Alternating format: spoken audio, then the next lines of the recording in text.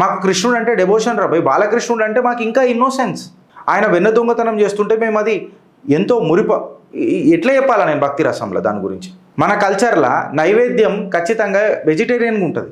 Temple ఆఫరింగ్స్లలో మనం ఏది పెట్టినా మనసా వాచ కర్మన సమర్పణా భావంతో స్వచ్ఛందమైన మనసుతో ప్యూర్గా పెడతాం. ఇప్పుడు ఇమాజిన్ చేయండి, ఇదే సేమ్ బాలకృష్ణుడిని మనము మీట్ డిష్ పక్కన బిర్యానీ పక్కన పెట్టుడు అనేది మళ్ళీ ఏ హిందుత్వ వాదికైనా ఇది డైజెస్ట్ అవుతుందా నేను మిమ్మల్ని అడుగుతున్నా ఫ్రెండ్స్. ఇది డైజెస్ట్ అవుతుందా అని చెప్పి నేను మిమ్మల్ని అడుగుతున్నా.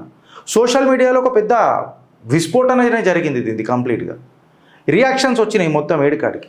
భగవంతుడు అంటే రెస్పెక్ట్ లేదా, హిందుత్వం అంటే మజాక మస్కరపననా, మార్కెటింగ్ కోసం ఏదన్నా చేస్తారా అంటే నువ్వు నా నమ్మకాన్ని నువ్వు ప్రాపగెండాలాగా వాడుకుంటావురా చిల్లర నా కొడక.